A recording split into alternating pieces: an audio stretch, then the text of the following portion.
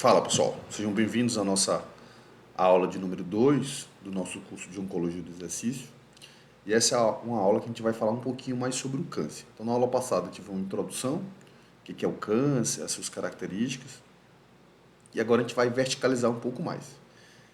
Imagina que eu te faça a seguinte pergunta: quais são as características do povo brasileiro?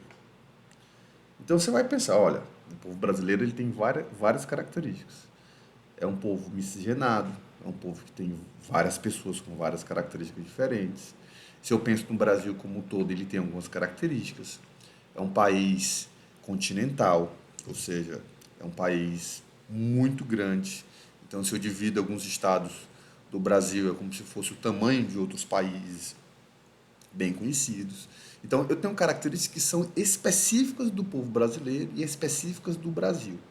Ou seja, isso define o Brasil, isso define o povo brasileiro. Agora imagine o seguinte: se eu te faço a mesma pergunta, usando o mesmo raciocínio, pensando no câncer, quais são as características do câncer? Ou seja, para mim entender a fisiologia tumoral, eu preciso entender quais são as características dessa célula. E isso a gente chama de hallmarks. Então, quais são os hallmarks do câncer? Ou quais são as marcas que definem o câncer?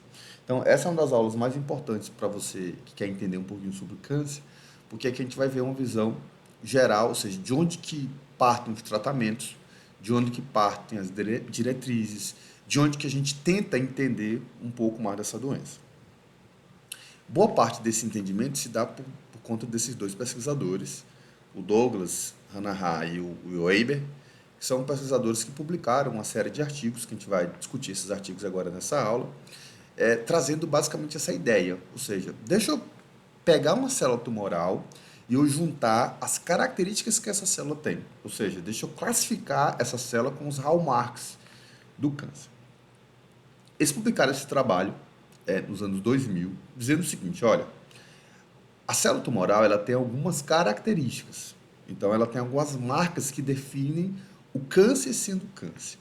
E eles organizaram isso de uma maneira didática, para a gente entender. Então, quando eu olho para dentro de uma célula tumoral, ó, eu vejo uma cacetada de via. A próxima aula é sobre metabolismo tumoral. Então, a gente vai verticalizar aqui um pouco mais. Então, veja que a gente viu que era o câncer, a gente vai entrar nas características, ou seja, a gente vai literalmente especificar a cada aula, cada tópico. Nessa aula aqui, a gente vai falar basicamente o que define o câncer sendo câncer. Olha que interessante, eu tenho 6 marcas aqui, que eles publicaram nesse ano 2000, que caracterizam o câncer. Então, a primeira coisa, eu tenho uma célula tumoral, ela tem resposta suficiente a sinais de crescimento. Ou seja, ela mesmo consegue induzir, consegue liberar alguns fatores de crescimento para o seu próprio favor. Ou seja, ela é como se a célula tumoral induzisse algumas variáveis que expressam, alguns tumores que expressam fatores de crescimento que geram uma resposta no próprio tumor. Ou seja, eu não preciso de outras variáveis, eu não preciso de um estímulo externo para essa célula receber um sinal para ela crescer. Ou seja, ela é autossuficiente nesse sentido de crescimento. E a gente tem vários fatores de crescimento, por exemplo, o próprio IGF-1, que é o fator de crescimento semelhante à insulina, o próprio FGF, fator de crescimento do fibroblasto. Enfim, tem inúmeros fatores de crescimento e outras variáveis também que não são fatores de crescimento, mas que fazem essa célula tumoral crescer.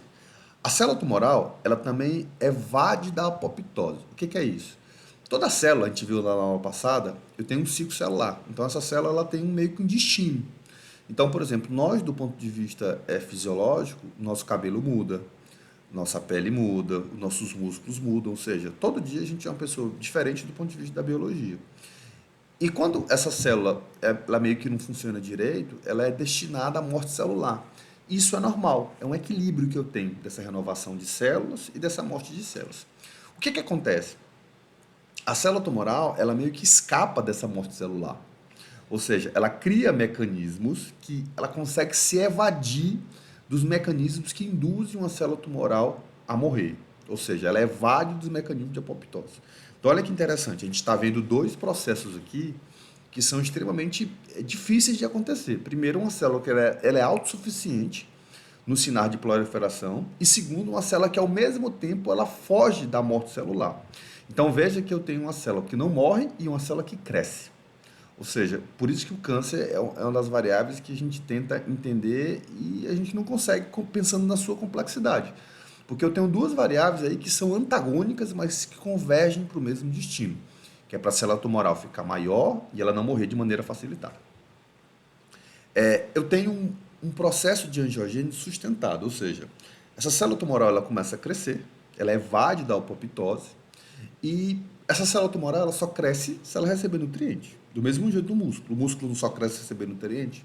Então, como é que se chega nutriente? Como é que se chega ao oxigênio? Pelos vasos. Então, uma coisa que a célula tumoral faz, ela meio que induz um surgimento de novos vasos para esse tumor receber nutriente de maneira contínua. Ou seja, isso a gente chama de angiogênese. Então eu tenho um sinal de proliferação contínua para eu ter um surgimento de novos vasos, só que esses vasos eles não recebem um estímulo de hierarquia, é meio que bagunçado, ou seja, é um vaso que é meio tortuoso, é um vaso que sai de ramificação de outro vaso, ou seja, mas é um caos que funciona, é uma desorganização o suficiente para essa célula tumoral receber nutriente e ela permanecer viva. Essa célula tumoral também, ela tem um potencial replicativo ilimitado, ou seja, toda célula, eu tenho os telômeros, na ponta do cromossomo eu tenho os telômeros, e à medida que essa célula ela passa por um processo de divisão celular, esse telômero ele vai encurtando. Então é como se a célula ela tivesse meio que um tempo de vida. E quando chegar em determinado tempo, essa célula é destinada à apoptose, ou seja, ela deixa de existir. A célula tumoral, ela meio que foge desse processo. Ou seja, eu tenho uma mutação em enzimas específicas, principalmente na telomerase, que são enzimas que vão atuar nesse telômero, que é como se esse telômero ele não encurtasse. Ou seja, é como se essa célula tumoral ela permanecesse viva por mais tempo. Isso a gente chama de potencial replicativo ilimitado.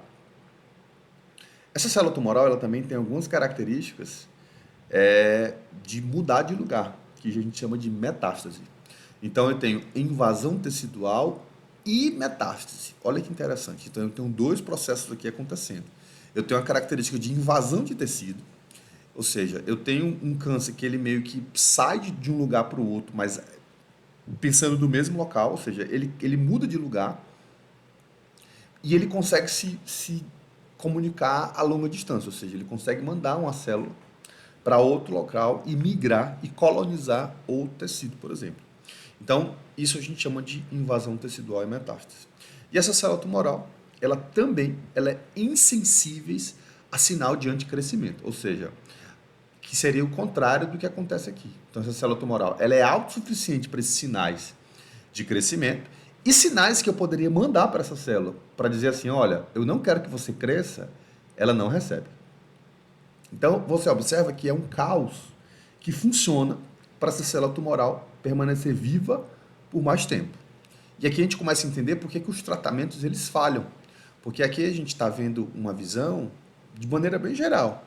E todo câncer ele tem essas características, uns mais, outros menos. A diferença é que quando essa célula tumoral ela vai passando por estágios, que a gente chama de estadiamento, ou seja, um câncer começa tranquilo, ou começa menos agressivo e ele vai aumentando a sua agressividade, essas características elas vão mudando também. Ou seja, eu tenho todas as características, mas em algumas situações, em alguns tipos de cânceres, eu vou ter alguns hallmarks, algumas marcas mais presentes. Por exemplo, no câncer de pulmão, eu tenho uma formação de novos vasos de maneira muito mais forte. Em câncer de colo retal, por exemplo, eu tenho os mecanismos de apoptose, ou seja, essa célula ela escapa da apoptose de maneira mais fácil. Em câncer de pâncreas, eu tenho invasão tecidual e metástase de maneira mais agressiva, ou seja, isso acontece com mais facilidade. Então, cada tipo de câncer ele vai ter a sua característica de maneira bem peculiar. Se a gente junta tudo isso e a gente analisa só para a célula tumoral, a gente não consegue entender como que essa célula tumoral tem tanta mutação. Então, tudo que você está vendo em vermelho aqui, ó, são mutações que essa célula tumoral apresenta em benefício próprio para permanecer viva por mais tempo. E aí, o que aconteceu? Em 2001, Os mesmos autores, ó, o Douglas e o Eimer, eles publicaram mais 4 características. Ou seja, então a gente teve aquele trabalho que eu mostrei para vocês, que foi em 2011. Foi em 2000, desculpa, e agora a gente tem esse 2011.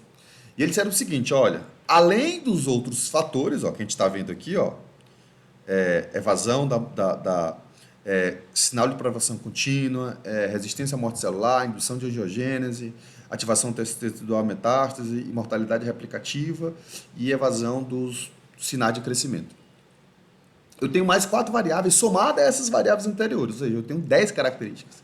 Então eu tenho uma desregulação energética, que esse aqui é o ponto que eu estudo, por exemplo, no doutorado. Essa célula tumoral, ela tem algumas características do ponto de vista bioquímico, que esse pontinho aqui, ó, vai ser o tópico da nossa próxima aula.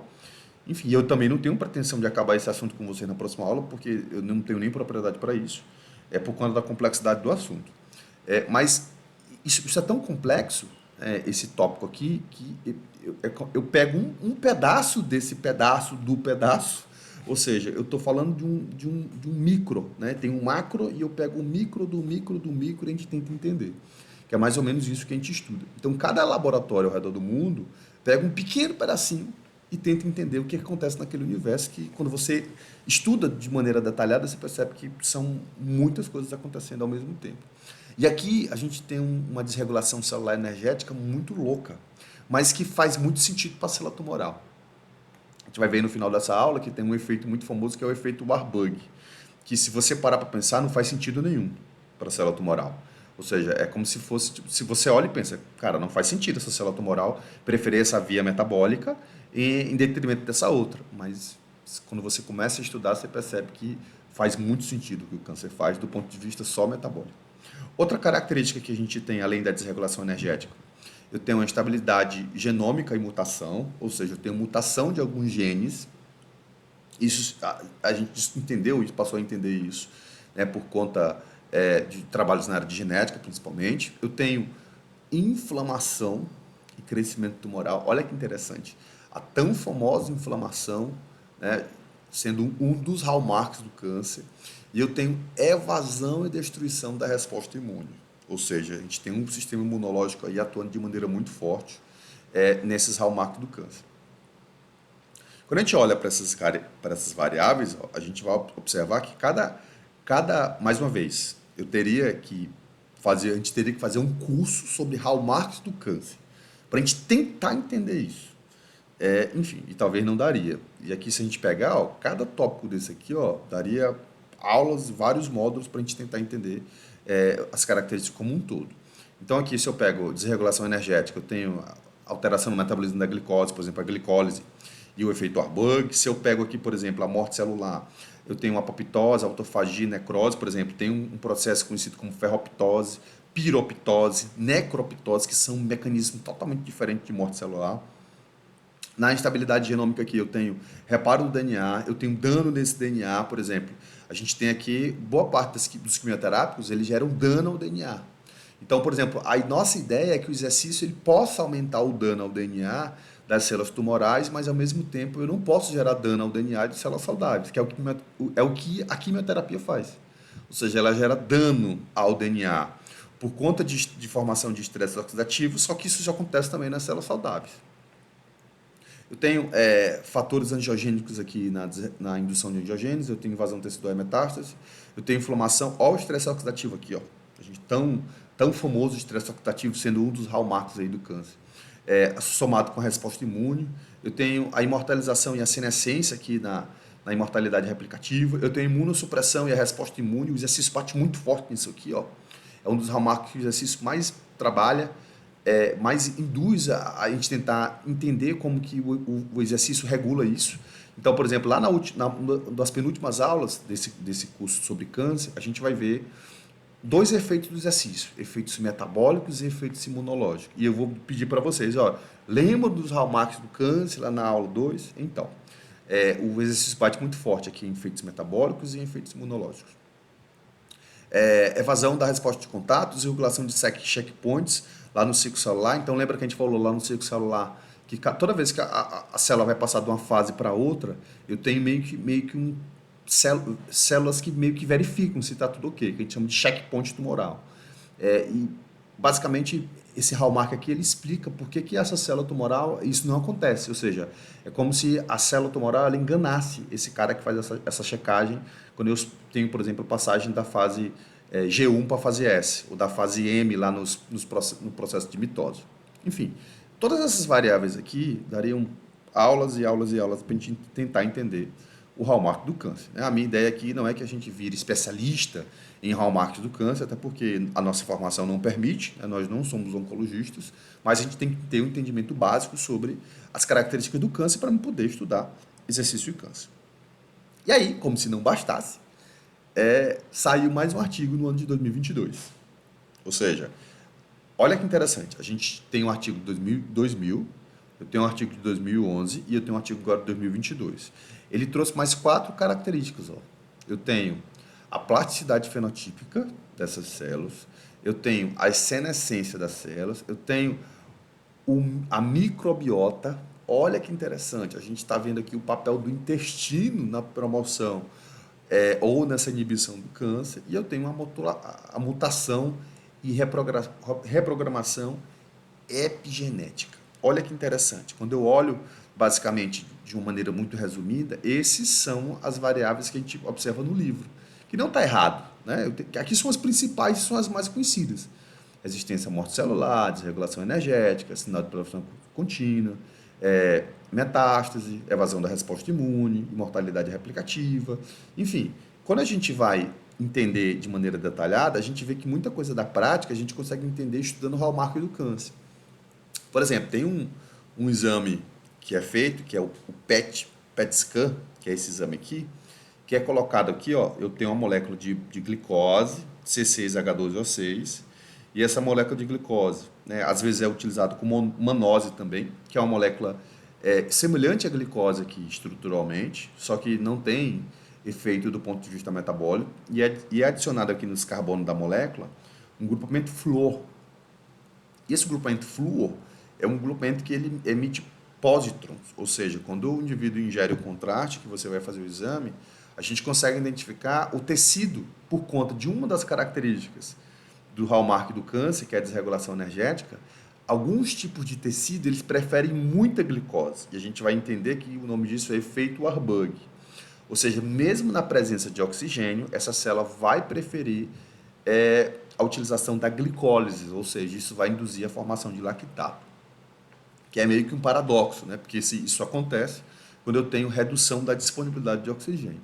Isso me permite, por exemplo, a gente identificar onde é que eu tenho focos de tecido que consomem boa parte dessa glicose que está marcada. Por exemplo, aqui basicamente, um indivíduo antes da terapia, que possivelmente ele usou um quimioterápico, a gente observa aqui que eu tenho 2 tumores aqui, 2 focos de tumor, então, se o indivíduo ingere o contraste, onde é que é esperado que eu veja esse contraste? Nos rins, em grande parte, dependendo do contraste na cabeça também, por conta da característica dos glúteos, mas principalmente na bexiga, ou seja, isso vai ser excretado. Então, ele vai utilizar o contraste, ele vai absorver esse contraste, ele vai filtrar esse contraste, ele vai eliminar. E aqui a gente observa nos 2 focos, ou seja, 2 regiões que utilizaram essa glicose de maneira bastante vívida, E aqui pós-terapia, olha que interessante, eu tenho os rins aqui filtrando esse composto, mas a gente observa aqui na bexiga, e o foco que tinha lá, antes, ou seja, pós-terapia, eu não consigo ver mais. Ou seja, mostrando que possivelmente o foco tumoral, onde esse indivíduo, esse paciente foi submetido ao tratamento, parece que o tratamento funcionou, porque eu não tenho mais aqui essas características nesse tecido de maneira muito mais evidente.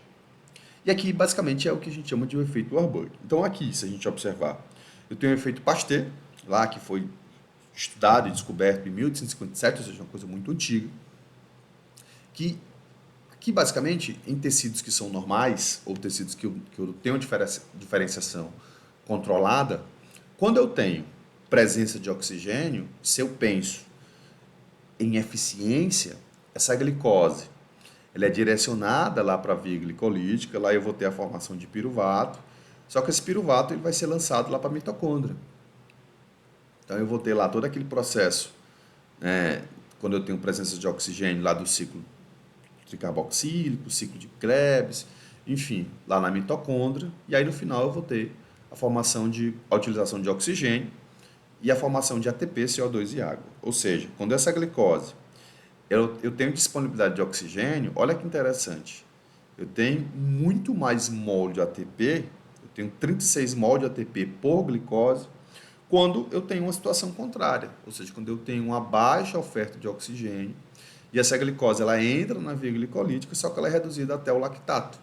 E aí a gente vai lembrar que na via glicolítica eu tenho a formação apenas, se eu estiver falando de glicose, apenas de 2 mol de ATP por mol de glicose. Se for glicogênio, eu tenho a formação de 3. Ou seja, eu tenho aqui uma situação que eu tenho a formação de 36 mol de glicose, 36 mol de ATP por glicose, em comparação com a situação que eu tenho 2 mol de ATP por glicose. E aí você olha para cá e vem para a célula tumoral, ó, olha que interessante o que acontece na célula tumoral. Na presença ou na ausência de oxigênio, a grande maioria das células tumorais vão preferir essa rota aqui, ó. Ou seja, elas vão preferir reduzir esse piruvato até lactato do que reduzir esse piruvato a CO2 e água, ou a oxalacetato, que entraria no ciclo do ácido cítrico, formando ATP, CO2 e água. Ou seja, se eu penso do ponto de vista de eficiência, é muito mais inteligente uma célula que prefere esse mecanismo aqui do que esse aqui. Porque aqui é como se o câncer fosse burro. Tipo assim, olha, tu não tá vendo que aqui eu tenho a formação de 36 mol de ATP e o caminho que tu tá escolhendo só tem a formação de 2? Então, inicialmente, o que pensaram? Rapaz, se essa célula tumoral ela está preferindo reduzir essa glicose até lactato, será que o problema não está aqui? Ou seja, será se a mitocôndria que é disfuncional? Será se a mitocôndria que não funciona? E aí descobriram que não. Ou seja, não necessariamente. Ou seja, eu tenho a mitocôndria funcionando normal, porque foi uma hipótese interessante. Porque, poxa, não faz sentido. Né? Então, será que é a mitocôndria aqui que não está funcionando direito? Mas não foi isso que observaram. Ou seja, parece que a mitocôndria funciona normal e realmente é uma mutação induzida pelo câncer. E aí vem um dado interessante, que é o que a gente estuda no laboratório. Nosso grupo de pesquisa, especificamente, ele estuda restrição calórica e energética. Quando eu tenho o jejum ou dieta que mimetiza o jejum, né, e aí a gente tem alguns trabalhos nesse sentido, olha que interessante. Lembra lá dos hallmarks do câncer? Quando eu coloco essa célula numa situação de privação energética, e aí eu posso fazer essa privação energética com dietas específicas, que é uma dieta que mimetiza o jejum à base de planta, de ervas, enfim, é uma dieta com baixa caloria, ou o próprio jejum. Então, assim, não é que o jejum mata o câncer, são estratégias, é uma maneira de meio que de enfraquecer a célula tumoral, e a gente vai ver que isso faz muito sentido. Inclusive, hoje, alguns tipos de tumores, eles usam um tipo de dieta específico para tentar aumentar a eficácia de alguns tipos de tratamento. Porque pensa só, alguns tipos de quimioterápico, eles tentam matar a célula tumoral por estresse oxidativo. Só que olha que interessante, se o paciente faz uso de antioxidante, o que acontece? Eu reduzo o estresse oxidativo. Então, por exemplo, eu tenho que reduzir o estresse oxidativo, eu tenho que fazer uso de vitamina C. Amigo, pensa só, você está reduzindo o efeito da quimioterapia. Então, será se faz sentido? E aí vai ser uma discussão calorosa que eu não vou entrar aqui. Mas por que eu estou levantando essa bola? Porque quando a gente vê aqui uma célula oncológica, uma célula tumoral, e eu tenho uma célula normal, quando eu reduzo glicose, alguns nutrientes, IGF-1, que são fatores de crescimento, alguns aminoácidos, a célula tumoral, ela responde por um mecanismo de proteção porque eu tenho o seu DNA normal. Ou seja, a célula, ela funciona de maneira normal. Então, quando eu privo uma célula normal de nutrientes, olha que interessante, ela responde gerando uma resistência ao estresse, induzindo alguns genes que vão fazer essa célula se proteger dessa privação de nutrientes. Isso gera a liberação de alguns fatores que faz essa célula se proteger contra esse estresse, ou seja, esse estresse de falta de nutrientes. Quando eu olho para uma célula tumoral, olha que interessante. Essa célula tumoral, por ela ter uma mutação no seu DNA, isso meio que sensibiliza essa célula. Então eu tenho estresse oxidativo, eu tenho mais dano nessa célula e eu tenho mais morte. Ou seja, o jejum, ou a dieta que mimetiza o jejum, e aqui a gente passa a pensar até no exercício. Quando eu coloco um indivíduo nessa condição, a célula tumoral responde de um jeito e a célula normal responde de outro. A gente chama isso de resposta diferencial ao estresse, que é basicamente o que alguns trabalhos eles vêm apontando. Ó. Olha que interessante. Quando eu tenho um tecido tumoral, olha para cá, para aqui, para cima. Então aqui é câncer. E aqui eu tenho as células que não têm câncer. Então eu tenho uma mutação nessas células aqui. E esse aqui é o tecido sadio. Então quando você faz a quimioterapia ela promove a morte das células que são saudáveis e das células que são oncológicas. Quando eu coloco essa célula exposta a um tratamento, olha que interessante. Esse tumor que estava grande, ó, ele diminui de tamanho, ó. Só que o que a quimioterapia fez com as células que eram saudáveis? Ó? Eu matei essas células. Ou seja, eu induzi a morte celular de algumas células que não tinham câncer. Quando eu venho para tratamentos com quimioterapia somado a dietas que restringem calorias ou dietas que mimetizam o jejum, olha que interessante. Lembra lá do que eu falei anteriormente? Por conta dessa resposta gênica da célula tumoral, ela não conseguir responder da mesma maneira que a célula saudável, a gente observa que eu tenho menos morte de célula saudável, eu tenho mais morte de célula tumoral. Ou seja, esse é o melhor dos cenários. Isso o nosso grupo chama de janela de oportunidade ou janela terapêutica. Ou seja, não é que o indivíduo vai passar o tempo todo em jejum. E é o que a gente vai entender do exercício também. Tem horas que eu posso treinar mais pesado e tem horas que eu vou treinar mais leve com esse paciente. Aqui é a mesma coisa. A gente não sabe ainda o time de como que a gente poderia fazer pensando em cada tipo de tumor especificamente. Por exemplo, os ensaios clínicos que estão sendo conduzidos no nosso grupo, até o momento, são com câncer de mama e câncer de colo retal.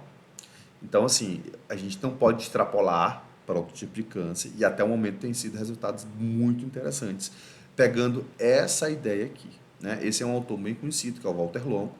Então, recomendo que vocês leiam, né? O trabalho dele traz muita aplicação aí nessa área de câncer e estratégia nutricional, justamente com essa ideia de tentar gerar respostas específicas na célula tumoral e gerar o mínimo de dano possível em células que são normais. Essa foi a nossa aula de hallmark do câncer. Vamos agora à nossa aula de número 3. Um abraço e até logo.